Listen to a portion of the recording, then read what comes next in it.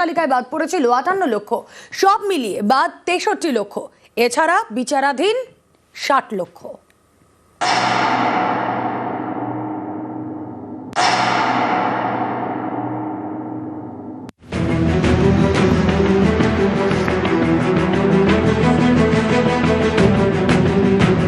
SIR এর পর প্রথম ভোটার তালিকা প্রকাশ। শনিবার পশ্চিমবঙ্গে প্রথম ভোটার তালিকা প্রকাশ করল নির্বাচন কমিশন।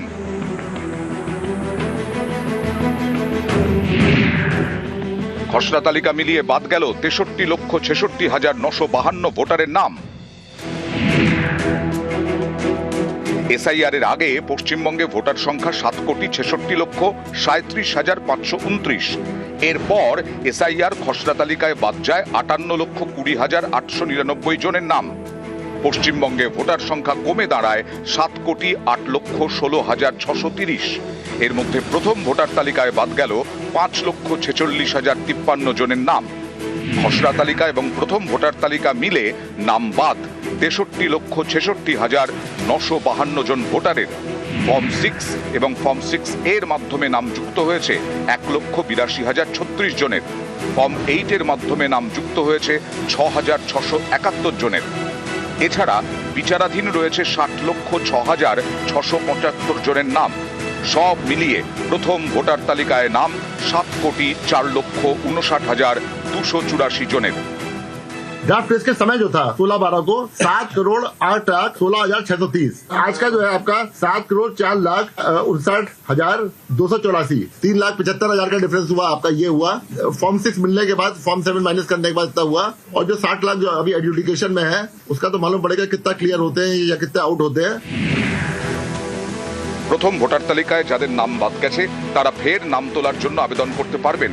সিইও এবং ডিইওর কাছে আবেদন করা যাবে। যারা ডিলিট অলরেডি হয়ে গেছে ওরা আপিল করতে পারবে। They can do a appeal to the DO, they can do appeal to the CEO. Time frame আছে 15 ডেজ মধ্যে করতে হয় যেটা আছে। প্রথম ভোটার তালিকা এদিন বুথে বুথে টাঙানো হয়। নিউজ 18 বাংলা।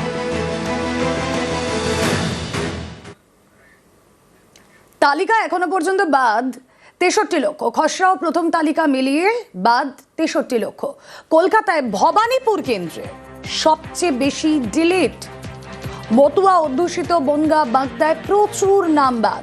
সিঙ্গুর নন্দীগ্রামে নাম বাদ প্রায় 10,000।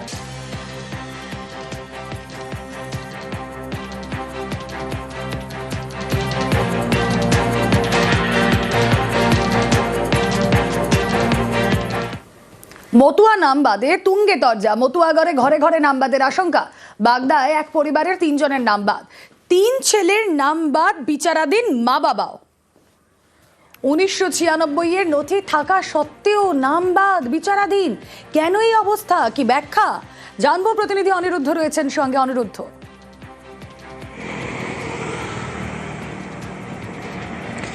দেখো, তোমাকে জানিয়ে রাখি যে উত্তর 24 পরগনার বাগদার বাসিন্দা এই নকুল বিশ্বাস এবং রূপালী বিশ্বাস, তাদের 3 ছেলে রয়েছে। পরিবারে মোট 5 জন ভোটার, তার মধ্যে 3 ছেলের ভোট কাটা গিয়েছে এবং তাদের 2 জনের নাম অর্থাৎ এই স্বামী স্ত্রীর নাম এখনও বিচারাধীন রয়েছে, যা নিয়ে রীতিমতন তারা ধন্দে রয়েছেন, তারা আতঙ্কিত হয়ে পড়েছেন। কারণ একই পরিবারের 5 সদস্যের মধ্যে 3 সদস্যের নাম বাদ গিয়েছে। যে ছেলেদের নাম বাদ গিয়েছে তারা এখানেই পড়াশুনো করেছে, তাদের সমস্ত রকম নথিপত্র তারা জমা দিয়েছিল।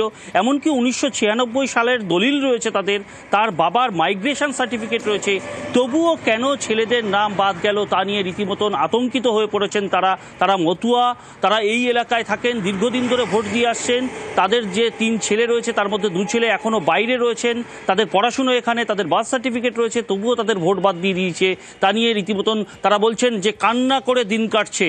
অর্থাৎ স্বামী স্ত্রী যে 2 জন রয়েছে তাদেরকে এখনও বিচারাধীন রেখেছে। তাদের এই বিচারাধীন রাখা নিয়েও তাদের সংশয় রয়েছে যে আগামীতে তাদের ভোট থাকবে কিনা।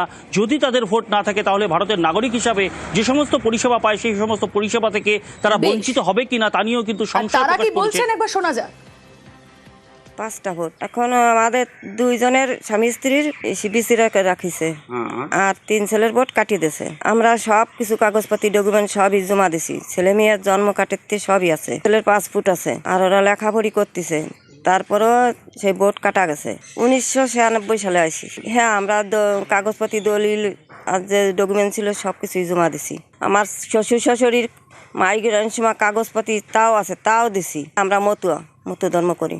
শান্তনা বলেছিল মতুকে কোনো ভোট কাটা যাবে না, কেন আমাদের সেই ভোট কাটা গেল? বিচারে রাখিছে আমার স্বামী স্ত্রী, আর 3 ছেলের ভোট কাটিয়ে দিছে। আর এখন কি করা যাবে? ছেলে মেয়ে তো বাঁচি যাবে, আমাকে 2 জনের ভোট বিচারে রাখিছে।